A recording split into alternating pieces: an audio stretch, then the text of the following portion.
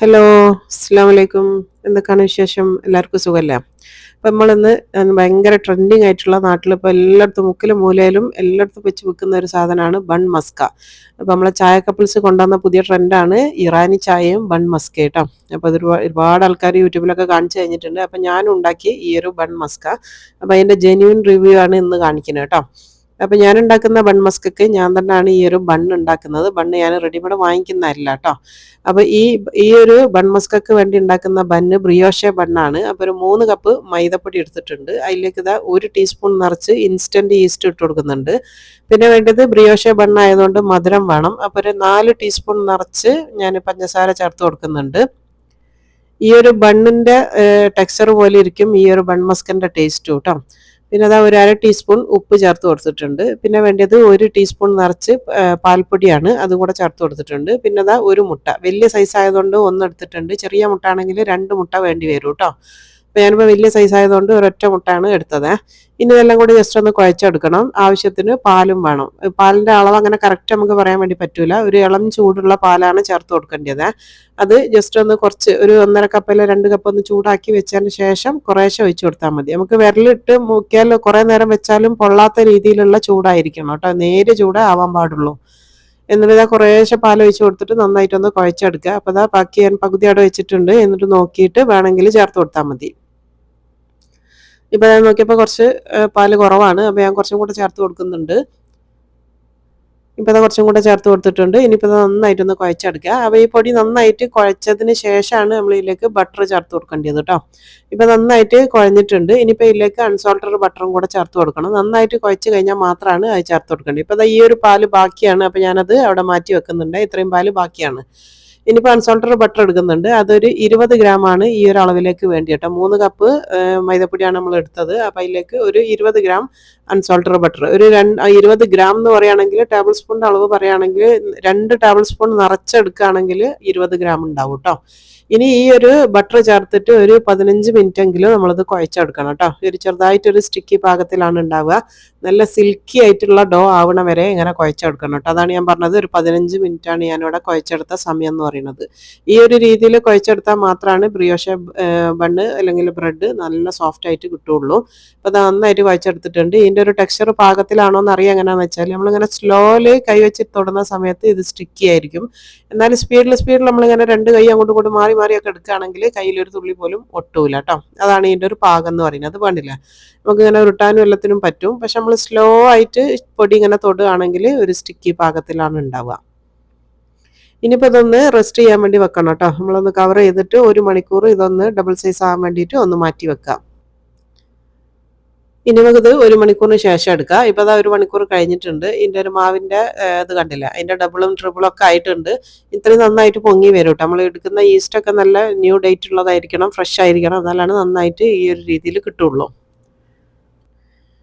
ഇനിയിപ്പോൾ നമുക്ക് ഇതിൽ നിന്ന് ഈ ഒരു മാവിൻ്റെ ഇതിൽ കയറിയിട്ടുള്ള എയർ ജസ്റ്റ് ചെറുതായിട്ടൊന്ന് ഇങ്ങനെ താത്തി കൊടുക്കണം കേട്ടോ. നമ്മൾ കൈ വെച്ചിട്ട് ഇങ്ങനെ ഇതാക്കുന്ന സമയത്ത് തന്നെ ആ ഒരു എയറൊക്കെ ഫുള്ളായിട്ട് അങ്ങ് പോയിട്ട് കിട്ടും. ഇതിപ്പോൾ കണ്ടില്ല, നന്നായിട്ട് റൈസ് ചെയ്തിട്ടുള്ള ഒരു മാവാണിത്. ഇനിയിപ്പോൾ എന്താ ചെയ്യേണ്ടതെന്ന് വെച്ചാൽ നമ്മൾ പരത്താനുള്ള ഇത് എടുക്കുക കേട്ടോ. പരത്തല്ല, നമ്മളിത് റോൾ ചെയ്തെടുക്കുകയാണ് ചെയ്യുക. അപ്പോൾ അതാ ഓരോ ഉരുളാക്കിയിട്ട് ഒന്ന് ഉരുട്ടിയെടുക്കണം കേട്ടോ. ഈ മാവ് മുഴുവനായിട്ട് ഇതാ ഞാനിപ്പോൾ ഇതിലേക്ക് ഇട്ട് കൊടുക്കുന്നുണ്ട്, കൗണ്ടർ ടോപ്പിലേക്ക്. ചെറുതായിട്ടൊരു സ്റ്റിക്കി പാകത്തിലാണ് ഉള്ളത്. ഇനിയിപ്പം തീരെ അങ്ങ് തൊടാൻ പറ്റുന്നില്ല എന്നൊക്കെ തോന്നുന്നുണ്ടെങ്കിൽ ചെറുതായിട്ടൊന്ന് കയ്യിൽ പൊടിയൊക്കെ വേണമെങ്കിൽ ഇങ്ങനെ തൊട്ട് കൊടുത്താൽ മതി. ഒരുപാട് അങ്ങ് പൊടി ഇട്ടിട്ട് ഇതിനെ കുഴച്ചെടുക്കാനൊന്നും നിൽക്കരുത് കേട്ടോ. ഈ ഒരു രീതിയിൽ തന്നെ ഉണ്ടാക്കണം. സ്റ്റിക്കി ആണെന്ന് വിചാരിച്ചിട്ട് ഇതിനെ നമ്മൾ പൊടി കൂട്ടി കുഴക്കുക അല്ലെങ്കിൽ അതിൻ്റെ ഇത് മാറ്റിയെടുക്കരുത്. ഇനിയിപ്പോൾ അതാ ഇതിൽ നിന്ന് എത്ര വലുപ്പത്തിലുള്ള ബ്രെഡാണോ നമുക്ക് ഉണ്ടാക്കേണ്ടതെന്ന് വെച്ചാൽ ആ ഒരു സൈസിലുള്ള ഉരുള നമുക്കൊന്ന് ഉരുട്ടിയെടുക്കാം. പിന്നെ അത് എപ്പോഴും ശ്രദ്ധിക്കുക, അത് ഉണ്ടാക്കി കഴിയുമ്പോഴത്തേക്ക് നന്നായിട്ട് നല്ല വലുപ്പത്തിലായി വരും. അപ്പോൾ ഒരുപാട് പൊടി ഉരുട്ടിയെടുക്കേണ്ടിയില്ല, അന്നേരം വലിയ ബ്രെഡായി പോവുകയാണ് ചെയ്യുക കേട്ടോ. അപ്പോൾ അതാ ഒരു ചപ്പാത്തിൻ്റെ സൈസുള്ള ഒരു ഉരുള എടുത്താൽ മതി. നമ്മൾ പൂരിനെക്കാട് കുറച്ചും കൂടെ വലുപ്പത്തിൽ ഒരു ഉരുട്ടിയെടുക്കുക. എന്നിട്ട് ഇതാ ഇങ്ങനെ പുറത്തുനിന്ന് ഉള്ളോട്ട് ഇങ്ങനെ എന്താ പറയുക, ഇങ്ങനെ ഉരുട്ടിയെടുക്കണം കേട്ടോ. ബ്രെഡ് ബന്ന് നന്നാവണ്ടിക്കുണ്ടെങ്കിൽ ആ ഒരു രീതിയിലാണ് നമ്മളത് ഉരുട്ടിയെടുക്കേണ്ടത്. അപ്പോൾ അത് നന്നായിട്ട് ഉരുട്ടിയെടുത്തിട്ടുണ്ട്. അടിഭാഗമൊക്കെ നന്നായിട്ട് പ്രസ് ചെയ്തിട്ട് നല്ല ക്രാക്കൊന്നും ഇല്ലാത്ത രീതിയിൽ കിട്ടണം കേട്ടോ. അപ്പോൾ അത് നന്നായിട്ട് ഉരുട്ടിയെടുത്തിട്ടുണ്ട്. ഇതേപോലെ ബാക്കിയുള്ള മാവ് മൊത്തം ഈ ഒരു സൈസിൽ നമുക്കൊന്ന് ഉരുട്ടിയെടുക്കാം.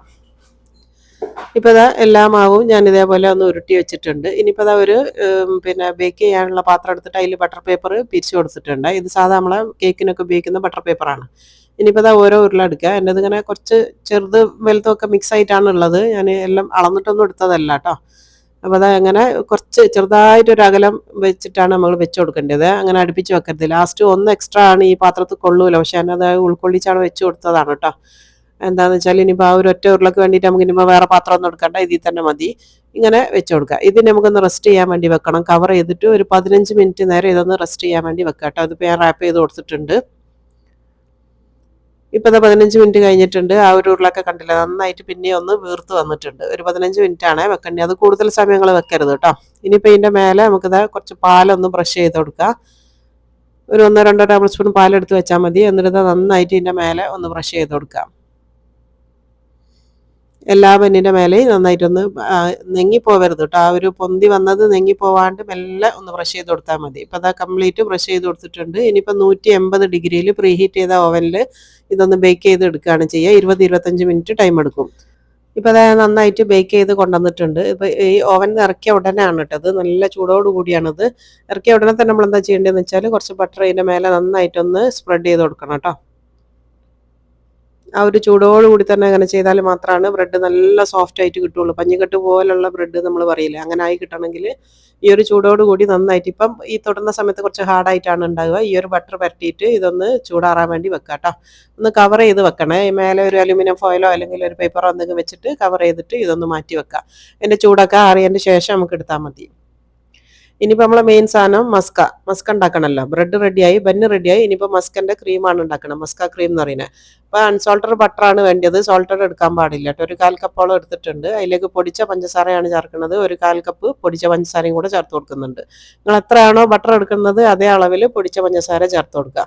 ഇനിയിപ്പോൾ ഒരു നുള്ള് ഏലക്കായിൻ്റെ പൊടി, അതുപോലെ തന്നെ ഒരു നുള്ള് പട്ട പൊടിച്ചത്, സിന്നമൺ പൗഡറാണിത്, അതൊരു നുള്ള് കേട്ടോ. കൂടുതലായി പോയാൽ ടേസ്റ്റ് പെട്ടെന്ന് മാറുകയെ. ഒരു നുള്ള് രണ്ടും ചേർത്ത് കൊടുത്തിട്ടുണ്ട്. പിന്നെ വേണ്ടത് കുറച്ച് വെനില എസൻസ് ആണ്. ഇതും കൂടെ ചേർത്തിട്ട് നന്നായിട്ട് ഇങ്ങനത്തെ ഒരു വിസ്ക് ഉണ്ടെങ്കിൽ അത് വെച്ചിട്ട് നന്നായിട്ട് ഇതിനൊന്ന് അടിച്ച് പതപ്പിച്ചെടുക്കുക. നന്നായിട്ട് മിക്സ് ചെയ്ത് എടുക്കണം കേട്ടോ, നല്ല ക്രീമി ആയിട്ട് കിട്ടണം. അപ്പോൾ അതൊരു കുറച്ച് സമയം എടുത്തിട്ട് നന്നായിട്ടൊന്ന് പതപ്പിച്ചെടുക്കുക. ഇതിൽ മിൽക്ക് മെയ്ഡ് ചേർക്കണോലും ഉണ്ട്, ചേർക്കാത്തോലും ഉണ്ട് കേട്ടോ. ഞാൻ ചേർക്കണില്ല, ഓൾറെഡി ഇത് നല്ല മധുരമാണ്. ഞാൻ പിന്നെയും മിൽക്ക് മെയ്ഡ് ഇതിൽ ചേർക്കണില്ല. ഇനിയിപ്പോൾ നന്നായിട്ട് പതപ്പിച്ച് വെച്ചിട്ടുണ്ട്. അപ്പോൾ നമ്മളെ മസ്ക ഇവിടെ റെഡി ആയിട്ടുണ്ട് കേട്ടോ. ഈ ഒരു ക്രീമിന് പറയുന്ന പേരാണ് മസ്ക എന്ന് പറയുന്നത്, ഈ ഉണ്ടാക്കിയ ക്രീം. ശരിക്കും ഉള്ളത് പറഞ്ഞാൽ, സത്യം പറഞ്ഞാൽ ഞാനിത് അത്ര വലിയ പ്രതീക്ഷയോട് കൂടി ഉണ്ടാക്കിയ സാധനമല്ല. ഞാനിങ്ങനെ വിചാരിച്ചിന് സാധാ ഒരു ബ്രെഡിൽ നമ്മളൊരു പണ്ട് നെയ്യും പഞ്ചസാരയൊക്കെ ഇട്ട് തിന്നുന്ന അതേ ടേസ്റ്റ് ആയിരിക്കും ഇതിനുണ്ടാവുക എന്നുള്ളൊരു പ്രതീക്ഷയിലാണ് ഉണ്ടാക്കിയത്. പക്ഷെ തിന്നപ്പോഴാണ് മൊത്തത്തിൽ മാറി മറിഞ്ഞത് കേട്ടോ. അപ്പോൾ നമ്മൾ നേരത്തെ തണുക്കാൻ വേണ്ടി വെച്ച നമ്മൾ ആ ഒരു ബ്രിയോഷ ബ്രെഡാണിത്. അത് നന്നായിട്ട് തണുത്തിട്ടുണ്ട്. ഇനിയിപ്പോൾ ഇതിൻ്റെ അടിയിൽ ഞാൻ വെച്ച് കൊടുത്തിട്ടുള്ള ആ ഒരു ബട്ടർ പേപ്പർ ഉണ്ടല്ലോ, അത് നമുക്ക് എടുക്കാം കേട്ടോ. അത് ഒഴിവാക്കിയെടുക്കാം. ഇനിയിപ്പോൾ ഇതിൻ്റെ ഒരു ടിപ്പ് ഞാൻ പറഞ്ഞുതരാം. നിങ്ങൾ ഉണ്ടാക്കുന്നുണ്ടെങ്കിൽ ശ്രദ്ധിക്കണ്ടേ. ഒരുപാട് വീഡിയോസ് ഞാൻ കണ്ടു, ഒരുപാട് ആൾക്കാർ റിവ്യൂ പറയുന്നതും ഞാൻ കണ്ടു കേട്ടോ. സോഷ്യൽ മീഡിയയിൽ ഒരുപാട് ആൾക്കാർ പറയുന്നുണ്ട് ഇതിനിപ്പോൾ ഇത്ര വലിയ ഹൈപ്പ് കൊടുക്കേണ്ട ഒരു സാധനമല്ല ഇത്, അത്ര വലിയൊരു ടേസ്റ്റ് ഒന്നും ഇതിനില്ല എന്ന് പറഞ്ഞാൽ ഞാൻ കേട്ട്. അതുകൊണ്ടാണ് പറഞ്ഞിരുന്നത്. അപ്പോൾ എന്താണെന്ന് വെച്ചാൽ നമ്മൾ ഈ എടുക്കുന്ന ബ്രെഡിൻ്റെ ക്വാളിറ്റി പോലെ ഇരിക്കും ഇതിൻ്റെ ടേസ്റ്റ് കേട്ടോ. സാധാ ഒരു ബന്ന് വെച്ചിട്ടാണ് നിങ്ങൾ ഉണ്ടാക്കുന്നതെന്നുണ്ടെങ്കിൽ വലിയ ടേസ്റ്റ് ഒന്നും ഉണ്ടാവില്ല. അത് അവർ പറഞ്ഞത് കറക്റ്റാണ്. എന്താണെന്ന് വെച്ചാൽ അങ്ങനെ ഒരു സാധാ ബ്രെഡിലാണ് നിങ്ങൾ ചെയ്തെടുക്കുന്നതെന്നുണ്ടെങ്കിൽ ആ ഒരു സാധാരണ നമ്മൾ പണ്ട് ചെയ്യുന്ന പോലെ തന്നെ ബട്ടറും പഞ്ചസാരയും ഇട്ട് തിന്നണ പോലെ അങ്ങനെയൊക്കെ തന്നെ ഉണ്ടാവുള്ളൂ. പക്ഷേ ഈ ഒരു ബ്രിയോഷ ബ്രെഡിൽ ചെയ്യുമ്പോഴാണ് അതിൻ്റെ ടേസ്റ്റ് വ്യത്യാസം നമുക്ക് മനസ്സിലാണ്. അതേപോലെ തന്നെ ഈ ഒരു ബട്ടറിൽ മസ്ക് നമ്മൾ ഉണ്ടാക്കുന്ന സമയത്ത് ആ ഒരു സ്പൈസസും കൂടെ ചേർക്കുമ്പോഴാണ് അതിൻ്റെ ടേസ്റ്റ് കറക്റ്റ് വരിക. അപ്പോൾ ഇതിൽ കാണിച്ച ഇതേപോലെ നിങ്ങളൊന്ന് ഉണ്ടാക്കി നോക്കും കേട്ടോ. അപ്പോൾ ഈ ബന്നിൻ്റെ സോഫ്റ്റ്നെസ് ഒക്കെ ഞാൻ ആ പറയുന്നതിൻ്റെ ഇടയിൽ കാണിക്കുന്നുണ്ട്. ഇങ്ങനെ ഞെക്കി കഴിഞ്ഞാൽ അതേപോലെ തിരിച്ച് പൊങ്ങി വരണം. അതാണ് ബ്രെഡ് നന്നായിട്ടുണ്ടോ എന്നുള്ള അറിയാനുള്ള ഒരു ട്രിക്ക് എന്ന് പറയുന്നത് കേട്ടോ. ഞാൻ ഒരുപാട് ബ്രെഡിൻ്റെ വീഡിയോസൊക്കെ കാണിച്ചതാണ്. അപ്പോൾ അതുകൊണ്ട് എൻ്റെ സ്ഥിരം വ്യൂവേഴ്സിന് അതൊക്കെ അറിയാൻ പറ്റും. അപ്പോൾ നമ്മൾ അടിപൊളിയായിട്ടുള്ള സോഫ്റ്റ് ആയിട്ടുള്ള മധുരമുള്ള നല്ല ബ്രിയോഷ ബന്ന് ഇവിടെ റെഡി ആയിട്ടുണ്ട്. ഈ ഒരു ബന്നിലാണ് നമ്മളിന്ന് ബ്രെഡ് ചെയ്യണത്, മസ്ക ബന്ന് ഉണ്ടാക്കുന്നത് കേട്ടോ. അപ്പോൾ നമ്മളെ മസ്കൻ്റെ ക്രീമും ഇവിടെ റെഡിയാക്കി വെച്ചിട്ടുണ്ട്. അപ്പോൾ ഇതിൽ ഇട്ട ഈ ഒരു സ്പൈസസും ഞാൻ പറഞ്ഞ പോലെ തന്നെ ആ ഒരളവ് കൂടി പോകാൻ പാടില്ല. ചെറിയൊരളവിലെ ആ ഒരു മസാലകളും ചേർക്കാൻ പാടുള്ളൂ. ഇനിയിപ്പോൾ അതാ ഒരു കത്തി വെച്ചിട്ട് ഇതൊന്ന് ജസ്റ്റ് ഒന്ന് ഇങ്ങനെ ഒന്ന് മുറിച്ച് കൊടുക്കുക. പിന്നെ നമ്മൾ ഷോപ്പിൽ നിന്ന് വാങ്ങിക്കുന്ന സമയത്തൊക്കെ അവർ ഈ ബട്ടറിന് പകരം എടുക്കുന്ന ബട്ടർ എന്ന് പറയുന്നത് അനലോഗ് ബട്ടർ ആയിരിക്കും, ചിലപ്പോൾ അല്ലെങ്കിൽ മാർഗരിൻ ആയിരിക്കും, അങ്ങനെയൊക്കെ ആയിരിക്കും. അപ്പോൾ ഈ ഒരു ഡയറി പ്രോഡക്റ്റ് തന്നെ ഉപയോഗിക്കുന്ന സമയത്താണ് അതിൻ്റെ ഒരു കറക്റ്റ് ടേസ്റ്റ് കിട്ടുക കേട്ടോ. നിങ്ങൾ ബട്ടർ വാങ്ങുന്ന സമയത്ത് ഞാൻ എപ്പോഴും പറയുന്നതാണ് അതിൻ്റെ ഇൻഗ്രീഡിയൻസ് ഒന്നും ഒന്ന് വായിച്ച് നോക്കിയിട്ട് വാങ്ങിക്കാവൂ എന്ന് പറയുന്നത്. ഇൻഗ്രീഡിയൻസ് വായിച്ച് നോക്കിയാൽ നിങ്ങൾക്ക് മനസ്സിലാവും. മെയ്ഡ് ബൈ മറ്റേ ഇൻഗ്രീഡിയൻസിൽ ഉണ്ടാവും ഈ ഒരു പാം ഓയിൽ വെച്ചിട്ടാണ് ഉണ്ടാക്കിയ. അല്ല, അനലോഗ് എന്ന് പറഞ്ഞാൽ വെജിറ്റബിൾസ് നിന്ന് ഉണ്ടാക്കുന്നതെന്നാണ് അർത്ഥം കേട്ടോ. അപ്പോൾ അത് പ്രത്യേകം നോക്കുക. മിൽക്ക് വെച്ചിട്ടാണോ ഉണ്ടാക്കിയത്, അല്ല അനലോഗാണോ, അല്ലെങ്കിൽ എന്താണെന്നുള്ളത് കേട്ടോ. അപ്പോൾ അങ്ങനെ നല്ല ബട്ടർ വെച്ചിട്ട് ഉണ്ടാക്കുമ്പോൾ മാത്രമാണ് ഈ ഒരു കറക്റ്റ് ടേസ്റ്റും ഇതിൽ വരുള്ളൂ. അപ്പോൾ നമ്മൾ ആ ഒരു ചായ കപ്പിൾസ് കൊണ്ടുവന്ന ഈ ഒരു സാധനം ഉണ്ടല്ലോ, അത് വെറുതെ അല്ല, അടിപൊളി സാധനം തന്നെയാണ്. അപ്പോൾ നിങ്ങൾ നെഗറ്റീവ് പറയുന്നത് കേട്ടിട്ട് ഇതിനങ്ങ് തള്ളാൻ നിൽക്കണ്ട കേട്ടോ. അപ്പോൾ നമുക്ക് ഇതിൻ്റെ കൂടെ കഴിക്കാൻ വേണ്ടിയത് ചായ. അപ്പോൾ ഇറാനി ചായ ആണ് ഇതിൻ്റെ കോമ്പിനേഷൻ എന്ന് പറയുന്നത്. അപ്പോൾ ഞാൻ ആ ഒരു ഇറാനി ചായൻ്റെ അത്ര വലിയൊരു ലവറല്ല, അതുകൊണ്ട് ഞാൻ എൻ്റെതായ ചായയാണ് ഞാൻ ഉണ്ടാക്കിയത് കേട്ടോ. നല്ല സ്ട്രോങ് ചായ ഉണ്ടാക്കിയിട്ടുണ്ട്. അപ്പോൾ ഈ ഒരു ചായ നല്ല അടിപൊളി ചായ തന്നെയാണ് ഇതും. അപ്പോൾ നമ്മൾ ഈ ഒരു ചായൻ്റെ കൂടെ ഇതൊന്ന് അസ്ലങ്കാക്ക് കൊടുക്കുക. എന്നിട്ട് ജെന്യൂൻ ആയിട്ടുള്ള ഒരു ഇത് ചോദിക്കുക, അഭിപ്രായം ചോദിക്കുക കേട്ടോ. വെറുതെ പറയണമല്ല, ഞാനും കഴിച്ച് നോക്കിയതാണ്, അടിപൊളിയാണ്. അപ്പോൾ എന്നെ വിശ്വസിക്കുക, നിങ്ങൾ ഈ ഒരു രീതിയിൽ തന്നെ ഉണ്ടാക്കിയിട്ട് നിങ്ങളെ അഭിപ്രായം പറയണം കേട്ടോ. അപ്പോൾ നോക്കിയാലോ, ഇതൊന്ന് നോക്കിയിട്ട് അഭിപ്രായം പറയാം അസ്ലങ്ക. നാട്ടിൽ ഭയങ്കര ട്രെൻഡിങ് ആണ് ബൺ മസ്ക.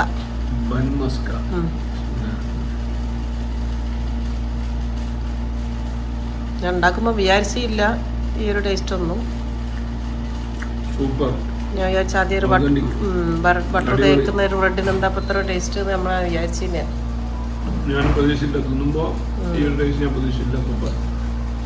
ഇത് തിന്നുന്ന രീതി എന്ന് പറയുന്നത് ഈ ചായയിൽ മുക്കണം എന്നാണ് കേട്ടോ. ഇറാനി ചായ എന്ന് പറഞ്ഞിട്ട് അതിൽ മുക്കിയിട്ടാ തിന്നാന്ന് പറയുന്നത്. ഒരു ചായ കപ്പിൾസ് കണ്ടുപിടിച്ച ഇതാണ്. കണ്ടുപിടിച്ചതെന്നല്ല, അവർ ഇപ്പം നാട്ടിൽ ട്രെൻഡിങ് ആക്കിയത് ഓരാണ് ചായ കപ്പിൾസ്. അടിപൊളി. അപ്പം എല്ലാവരും ഉണ്ടാക്കി നോക്കി കേട്ടോ, അടിപൊളിയാണ്. അപ്പോൾ കേട്ടല്ലോ, ഈ ഒരു അടിപൊളി മസ്ക ബണ്ണും അതേപോലെ തന്നെ ചായയും നല്ല അടിപൊളി സാധനം തന്നെയാണ്. വായിലിട്ടാൽ അലിഞ്ഞു പോകും കേട്ടോ, അത്രയും ടേസ്റ്റിയാണ്. അതുപോലെ തന്നെ ആ ഒരു ക്രീം ഓവർ മധുരമൊന്നും ആരും ഉണ്ടാക്കാൻ നിൽക്കണ്ട, ഈ ഒരു രീതിയിൽ ഉണ്ടാക്കി നോക്ക്. അപ്പോൾ ശരി, ടാറ്റാ.